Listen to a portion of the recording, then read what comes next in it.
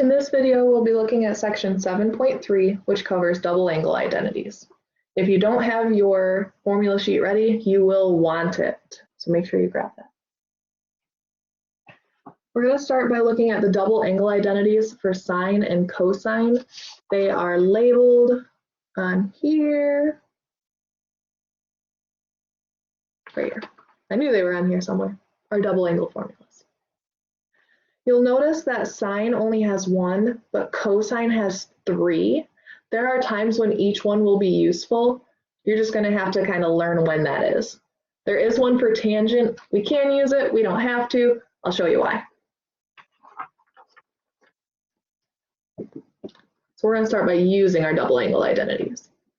If cosine of x is equal to 2/3 and x is in quadrant 1, then we want to find the following exact values without solving for x. So I don't even need to solve for x. I'm going to be able to find the sine of 2x, the cosine of 2x, and the tangent of 2x.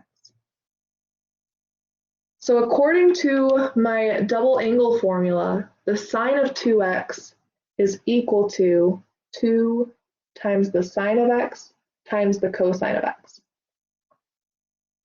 I already know what the cosine of x is, so I just need to find the sine of x.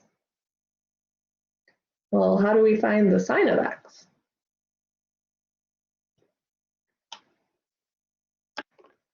There are a bunch of different ways we can do this. In the past, we could have done a triangle to solve for sine. We also have the Pythagorean identity, and I think I'm going to take it that way this time just because, yay, algebra. Using the Pythagorean identity, we know that sine squared of x plus cosine squared of x is equal to 1.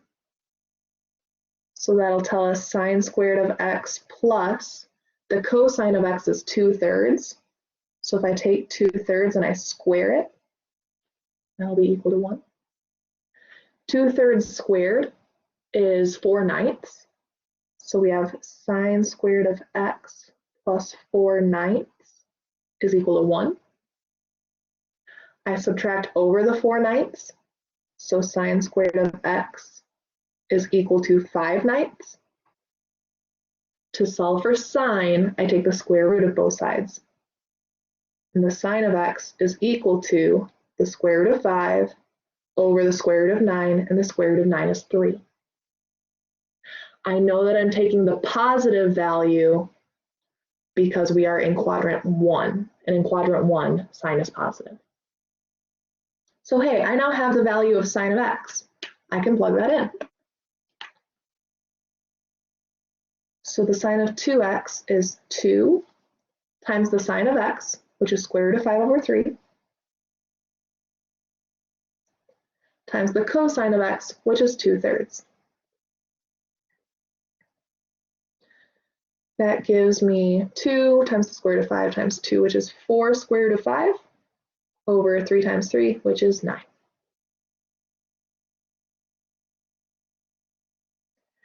Next up, we're looking at the cosine of 2x. Now this is when we have to decide which formula to use. Do we want to use cosine squared minus sine squared, 2 cosine squared minus 1, or 1 minus 2 sine squared? We can use any of them, but I kind of don't like the value we got for sine, so I want to not use that if I don't have to. I'm going to try to use one that only has cosines, and that's this one, 2 cosine squared minus 1. So this will be 2 cosine squared of x minus 1. So it's going to be 2 times, we know that the cosine of x is 2/3. So I will square that and subtract 1. That will be 2 times 4/9 minus 1. That is 8/9 minus 1, which is negative 1/9.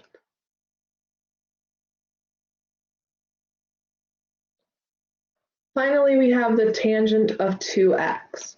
Now we could go and use this formula. There is a formula for it, but that would involve us finding the tangent of our angle. We actually have a smarter way. The tangent is equal to sine over cosine. So I can rewrite this as the sine of 2x over the cosine of 2x. I know both of those. The sine of 2x is 4 times the square root of 5 over 9. From right there. That's over the cosine of 2x, which is negative 1/9. I'm dividing fractions, so I can keep change flip. So this is 4 times the square root of 5 over 9 times negative 9 over 1. The 9's cancel. I'm left with 4 times the square root of 5 times negative 1, which is negative 4 times the square root of 5.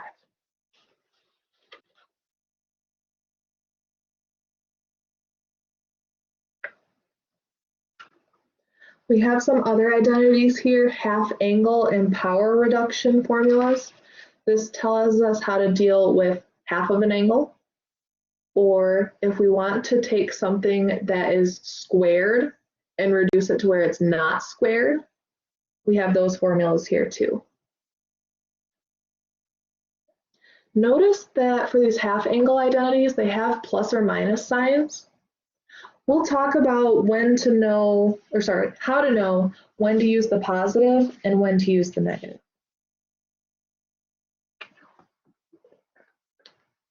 We're going to solve some trig equations. I'm going to pull up a separate sheet of paper so that I know I have room.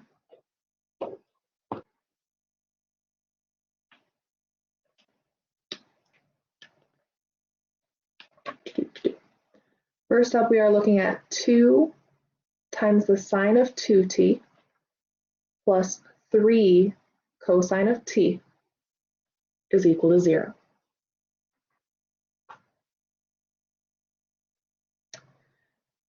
Well, I notice I have two different trig functions. I have a sine and a cosine. So hopefully I can switch one of those to match the other one. I know I have a formula for the sine of 2t because that's a double angle. So if I look through my formula sheet, the sine of 2 theta, which you probably cannot see. There we go. The sine of 2 theta is equal to 2 times the sine of theta times the cosine of theta. So I can switch out my sine of 2t. So I'm going to have 2 times what the sine of 2t is. That's 2 times the sine of t times the cosine of t. And I still have my plus 3 cosine of t equals 0. Let's go ahead and multiply that 2 in here. 2 times 2 is 4. So I have 4 sine of t cosine of t.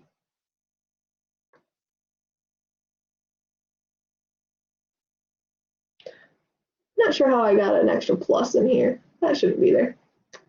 Plus 3 cosine of t is equal to 0. I see a greatest common factor that I can factor out. They have a cosine of t in common. If I factor out the cosine of t, then I have the cosine of t times 4 sine of t plus 3 is equal to 0.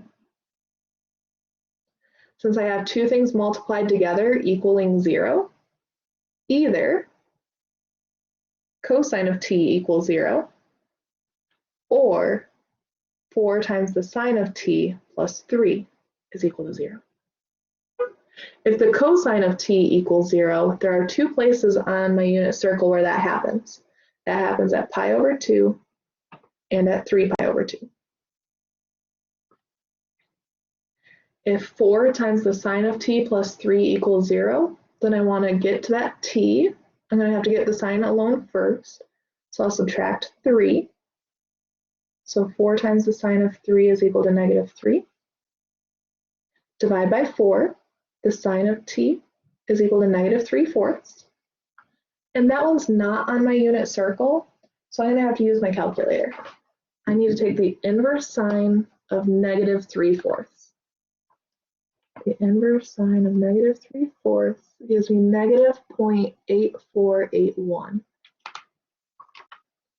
So according to my calculator, I'm getting t equals negative 0.8481. But the question asked me, I know, all the way back here, I only want to solve for angles on the interval 0 to 2 pi. That t value that I just got is not between 0 and 2 pi. So I need to figure out what my answers are in that particular interval. This angle is in quadrant 4 because it would be right here.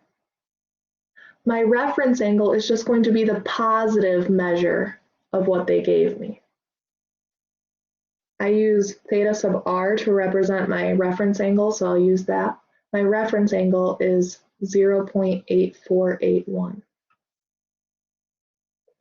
I'm looking for where sine is negative. Sine is negative in quadrant 3 and quadrant 4. For my quadrant 3 solution, I take pi plus my reference angle. Pi plus 0.8481 is 3.9897.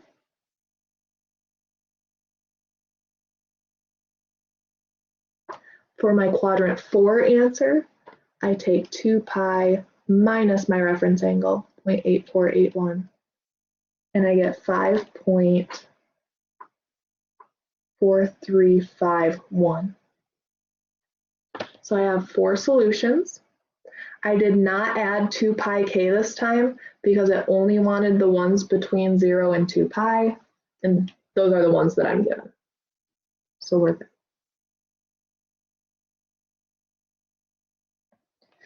Next up, we have the cosine of 2t is equal to the sine of t.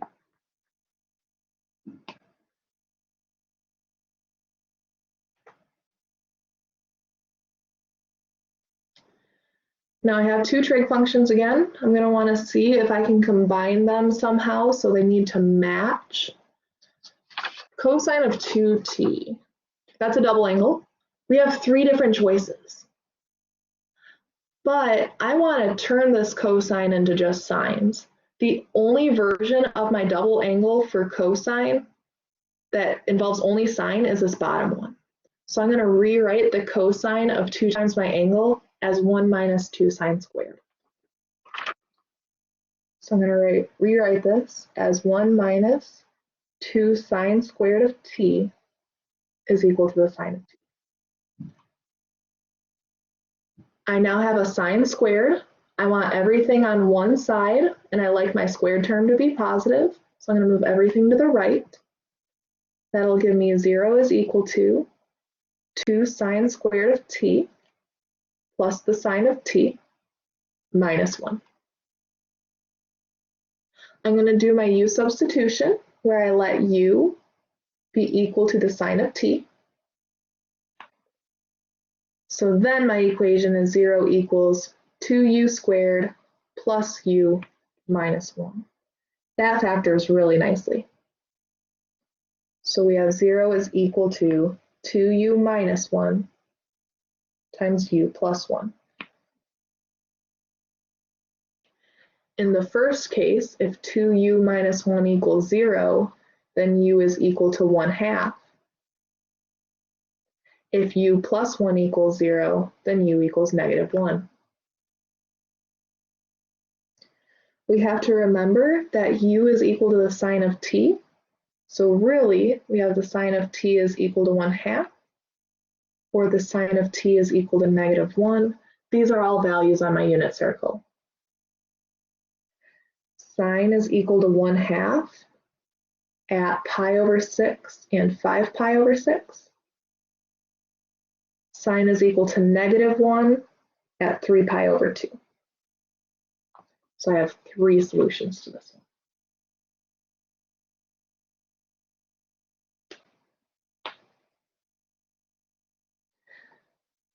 This last one looks pretty darn scary. We have 8 times the cosine of 2 alpha is equal to 8 cosine squared of alpha minus 1. I'm just going to go ahead and do this one on this sheet. So I have a cosine squared I could try to deal with. I have a cosine of 2 alpha I can try to deal with. Let's see what kind of formulas we have. Well, that's a double angle formula for cosine, and we have 3 different versions of it. The cool thing is I have a version of it that only involves cosines, and in fact, it's cosine squareds. The cosine of 2 theta is equal to 2 cosine squared of theta minus 1. So let's try switching this out for that. I'm going to have to keep that 8 out front. So we have 8 times what the cosine of 2 alpha is. That is 2 cosine squared of alpha minus 1. And I'm just going to leave the right-hand side alone. It's equal to 8 cosine squared of alpha minus 1. I'm going to go ahead and distribute through my parentheses. 16 cosine squared of alpha minus 8 is equal to 8 cosine squared of alpha minus 1. I'll go ahead and subtract over 8 cosine squareds of alpha. So I'm left with 8 cosine squared of alpha minus 8 is equal to negative 1. I can add the 8 over. So 8 cosine squared of alpha is equal to 7. Dividing both sides by 8, I get cosine squared of alpha is equal to 7/8. To solve for cosine, I need to square root both sides. But when you square root both sides, we have to take plus or minus.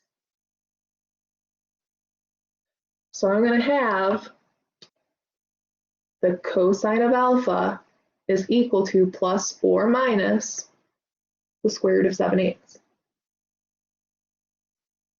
What's really nice about having a plus or minus answer is the only difference is whether cosine is positive or negative. What that means is I'm going to have the same reference angle for all 4 of these. So let's start by taking the inverse cosine of the square root of 7/8 and seeing what that is.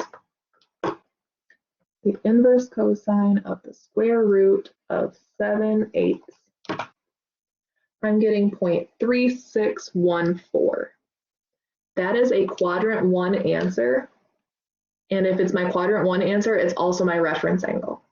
So my quadrant 1 answer is my reference angle, which is 0.3614. Keep that in mind for a second.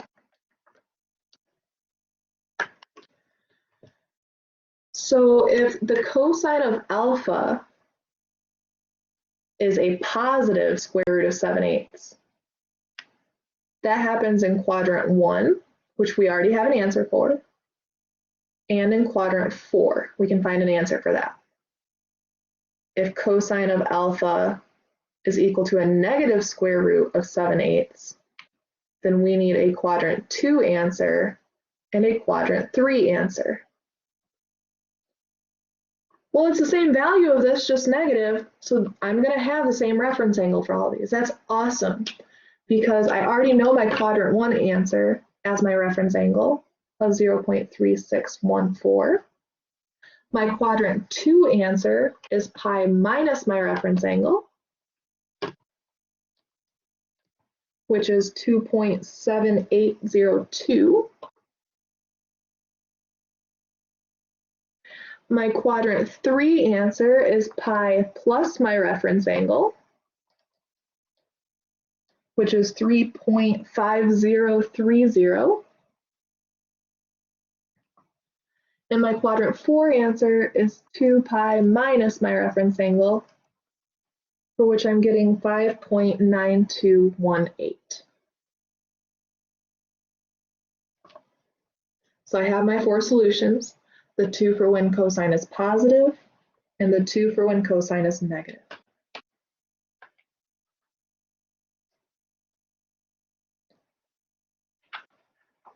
I've decided that this next slide is unnecessary for us, but it can be a lot of fun to play with if you're just looking to get more practice in using all of these formulas. What I would like to do is use our half angle identities to see what we can do with these. So if secant of x is equal to 4 and 270 degrees is less than x is less than 360 degrees, then find the exact values for the following without solving for x. Before we do any super mathy stuff, what quadrant is x in if it is between 270 degrees and 360 degrees? That's in quadrant 4. Am I going to be able to figure out what quadrant x over 2 is in?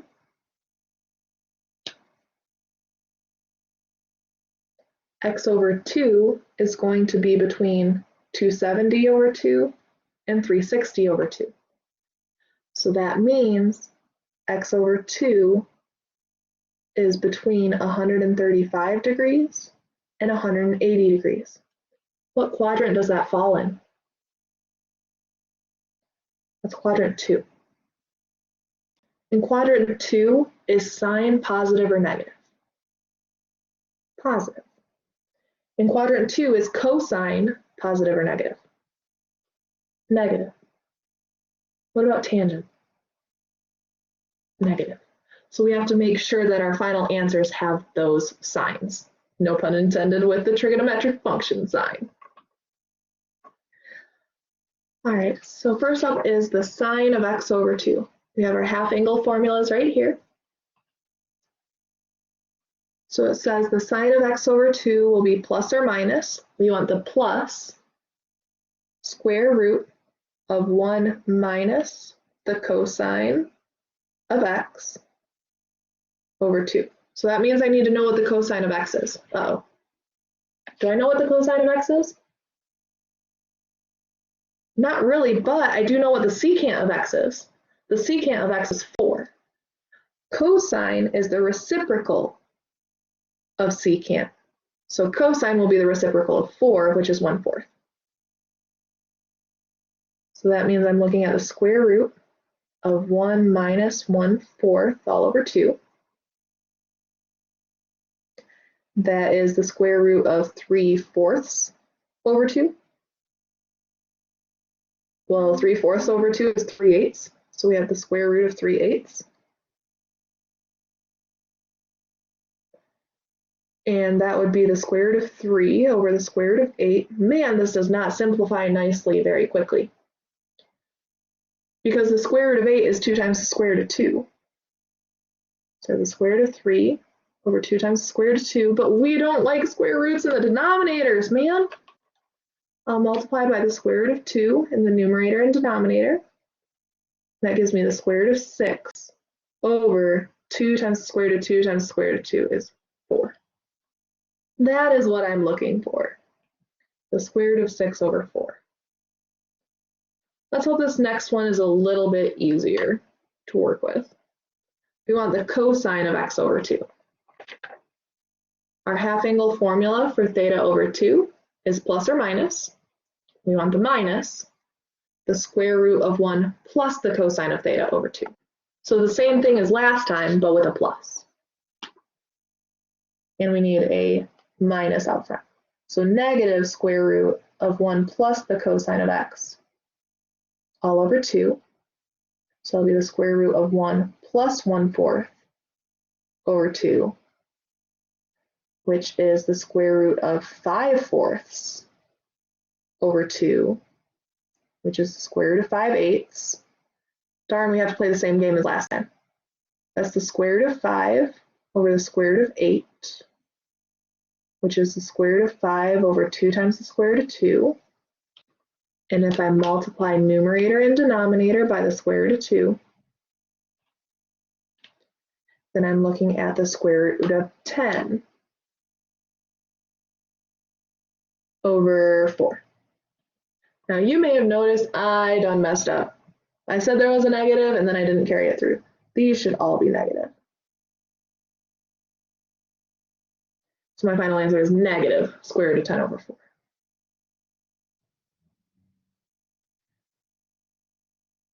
Now I do have a formula for the tangent of x over 2. So right here, 1 minus the cosine of theta over the sine of theta. I already have the cosine of x. So if I were to find the sine of x, I could use this. Or I can use the fact that tangent is sine over cosine. So if I take the sine of x over 2 and divide it by the cosine of x over 2, that's going to give me the tangent of x over 2. The sine of x over 2 is square root of 6 over 4. The cosine of x over 2 is negative square root of 10 over 4. I'm dividing fractions so I can keep change flip. Square root of 6 over 4 times negative 4 over the square root of 10. The 4's cancel. I'm left with negative square root of 6 over the square root of 10. But we don't like square roots in the denominator, so I'll multiply both the numerator and denominator by the square root of 10. That gives me negative square root of 60 over 10. I bet that simplifies though. Man, we're gonna have to remember how square roots simplify. We take a look at the prime factorization. 60 is 6 times 10. 6 is 2 times 3. 10 is 2 times 5. So since the 2's pair up, my square root of 60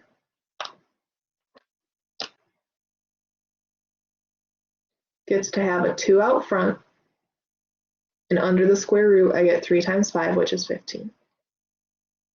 So the square root of 60 is 2 times the square root of 15. So this is negative 2 times the square root of 15 over 10. And 2 over 10 reduces to 1 over 5. So this is negative square root of 15 over 5. That is the answer I'm looking for.